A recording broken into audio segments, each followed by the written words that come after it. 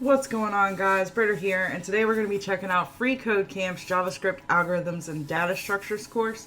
While HTML and CSS control the content and styling of a page, JavaScript is used to make it interactive.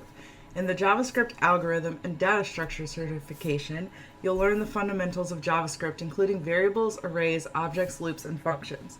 Once you have the fundamentals down, you'll apply that knowledge by creating algorithms to manipulate strings, factorialize numbers, and even calculate the orbit of the International Space Station. Along the way, you'll also learn two important programming styles, or paradigms: object-oriented programming and functional programming. Alright, so basic JavaScript. So it looks like we've got basic JavaScript, ES6, regular expressions, debugging, basic data structures, basic algorithm scripting, object-oriented programming, functional programming, intermediate algorithm scripting, JavaScript algorithms, and data structures projects. So as you can see, you get a lot of knowledge in here, and we've been taking the JavaScript Codecademy course. But I want to submit some of the stuff that we've learned. You guys notice I'm jumping around a lot, but it's because I want to practice what we've learned and make sure that I know it. So we're going to go ahead and start here. Alright, so lesson 1, comment your JavaScript code. Comments are lines of code that JavaScript will intentionally ignore. Comments are a great way to leave notes to yourself and to other people who will later need to figure out what code does. There are two ways to write comments in JavaScript. Using // will tell JavaScript to ignore the remainder of the text on the current line. This is an inline comment. You can make a multi-line comment by beginning with / and ending with */. This is a multi-line comment. As you write code, you should regularly add comments to clarify the function of parts of your code. Good commenting can help communicate with the intent of your code, both for others and for your future self. Try creating one of each type of comment. Alright, so let's do, this is an inline comment, and this is a multi-line comment. And run the test. You're crushing it. Alright, submit and go to next. Alright. Declare JavaScript variables. In computer science, data is anything that is meaningful to the computer. JavaScript provides 8 different data types, which are undefined, null, boolean, string, symbol, binary, number, and object. For example, computers distinguish between numbers such as the number 12 and strings such as 12. Dog or 1, 2, 3 cats, which are collections of characters. Computers can perform mathematical operations on a number, but not on a string. Variables allow computers to store and manipulate data in a dynamic fashion. They do this by using a label to point to the data rather than using the data itself. Any of the 8 data types may be stored in a variable. Variables are similar to the x and y variables you use in mathematics, which means they are a simple name to represent the data we want to refer to. Computer variables differ from mathematical variables in that they can store different values at different times. We tell JavaScript to create or declare a variable by putting the keyword var in front of it, like so. Var rname creates a variable called rname. In JavaScript, we end statements with semicolons. Variable names can be made up of numbers, letters, and $ or underscores, but may not contain spaces or start with a number. Use the var keyword to create a variable called myName. So we're going to do var our name. Hint, look at our name example above if you get stuck. So we did this before. Oh wait, what did I do? You should declare. Oh, I just copied theirs. My name. Okay. Alright. Submit and go to the next one. You're a wizard, Harry. Storing values with the assignment operator. In JavaScript, you can store a value in a variable with the assignment operator. My variable equals. This assigns the number value 5 to my variable. If there are any calculations to the right of the equal operator, those are performed before the value is assigned to the variable on the left of the operator. First, this code creates a variable named myVar. Then the code assigns 5 to my var. Now, if my var appears again in the code, the program will treat it as if it's 5. Assign the value 7 to variable a. So we got var a, so then we're going to do a equals 7. All right. Control and enter. Nothing but net. All right. Now this will pop up and ask for a donation, and at some point I will be donating because these lessons are very helpful. I think they're very helpful to me. Assigning the value of one variable to another. After a value is assigned to a variable, using the assignment operator, you can assign the value of that variable to another variable using the assignment operator. The above declares a myvar variable with no value, then assigns it the value 5. Next, a variable named mynum is declared with no value. Then the contents of myvar, which is 5, is assigned to the variable mynum. Now mynum also has the value of 5. Assign the contents of a to variable b. So a equals b. Right?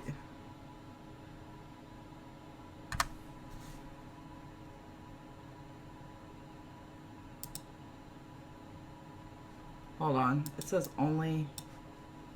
Can we reset this? How do I reset this? Reset. It says only change code below this line. So b equals a.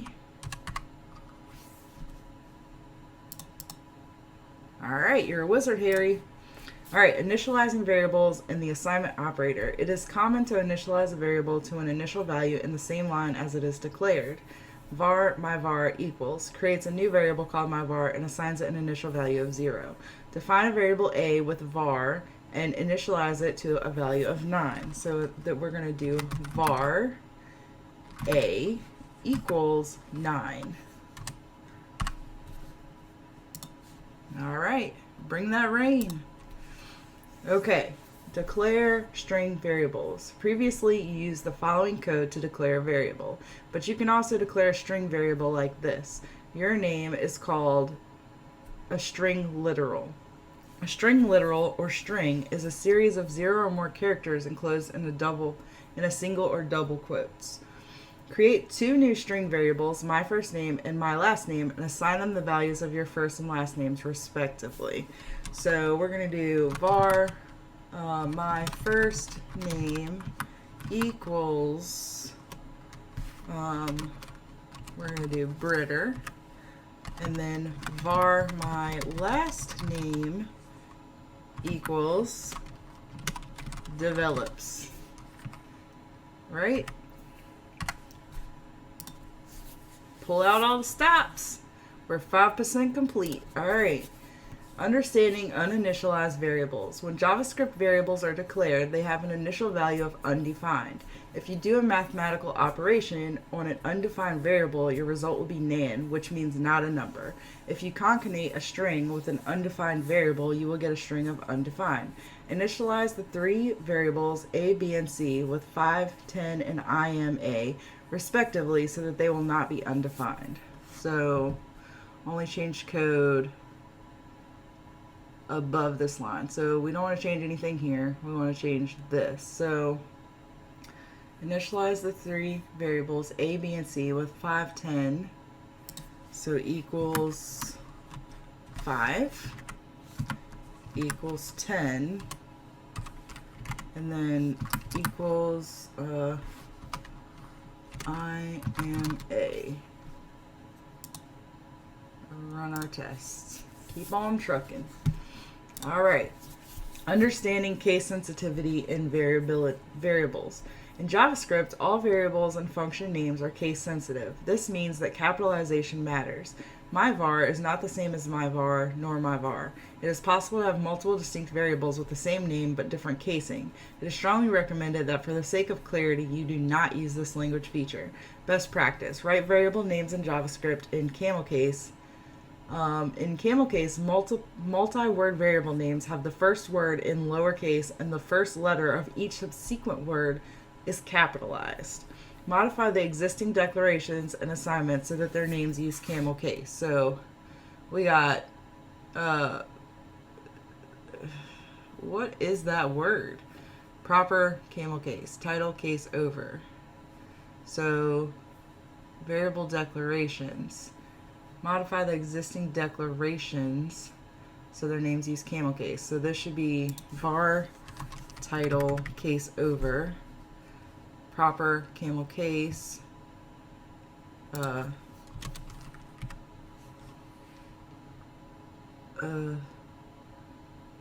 What is this word? Studley cap var? I think this is supposed to be, I don't know if that's right. Studley cap var is not defined. Studley cap var should be defined and have a value of 10. Okay, so that is right. Cap var equals 10. Oh wait, they've already defined that. So proper camel case should be defined and have a string value of a string.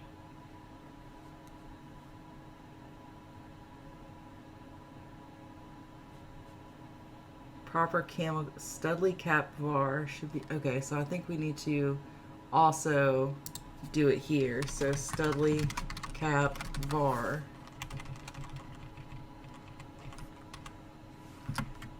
And then this needs to be proper camel case. And this should be title case over. Alright, let's see. Nope. Should be defined and have a value of 10. Studley cap, oh, I see what happened here. Var. Alright, keep on trucking. Alright, explore differences between the var and let keywords. One of the biggest problems with declaring variables with the var keyword is that you can easily overwrite variable declarations. Var camper equals James, var camper equals David. In the code above, the camper variable is originally declared as James and is then overridden to be David. The console then displays the string David. In a small application, you might not run into this type of problem, but as your code base becomes larger, you might accidentally overwrite a variable that you did not intend to. Because this behavior does not throw an error, searching for and fixing bugs becomes more difficult. A keyword called let was introduced in ES6, a major update to JavaScript to solve this potential issue with the var keyword. You'll learn about other ES6 features in later challenges. If you replace var with let in the code above, it results in an error. The error can be seen in your browser console. So unlike var, when you use let, a variable with the same name can only be declared once. Update the code so it only uses the let keyword. So let and let. All right. Declare a read-only variable with the const keyword. The keyword let is not the only new way to declare variables in ES6.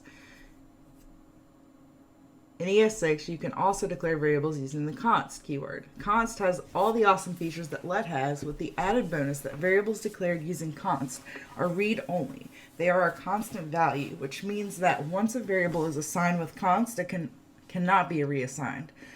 The console will display an error due to reassigning the value of Faith Pet.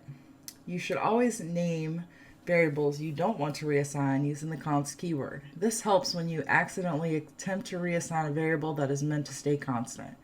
Note, it is common for developers to use uppercase variable identifiers for immutable values and lowercase for camel case for mutable values, objects, and arrays. You will learn more about objects, arrays, and mutable values in later challenges. Also in later challenges, you will see examples of uppercase, lowercase, or camel case variable identifiers. Change the code so that all variables are declared using let or const. Use let when you want the variable to change and const when you want the variable to remain constant. Also, rename variables declared with const to conform to common practices. Do not change the strings assigned to the variables. So, var FreeCodeCamp const is cool. Let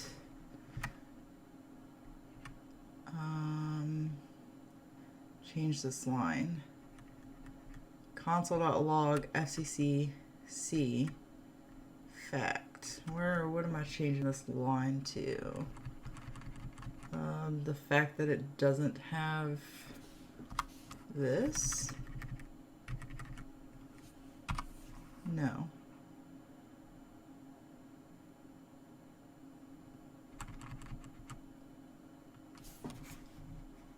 var should not exist in your code. You should change FCC to all uppercase. Okay. This needs to be all uppercase. FCC should be a constant variable declared with const. Okay, I thought so. The string assigned to FCC should not be changed. Fact should be declared with let. Okay, I did that. Console.log should be changed to print the FCC and fact variables. FCC and fact. FreeCodeCamp is awesome. Okay, we did it. Alright guys, I'm going to go ahead and end this episode here, but next time we will continue on with FreeCodeCamp's JavaScript course. You guys let me know in the comments if you like this better than Codecademy and which one you'd like to see more of. Thank you for hanging out. I'll see you on the next one. Goodbye!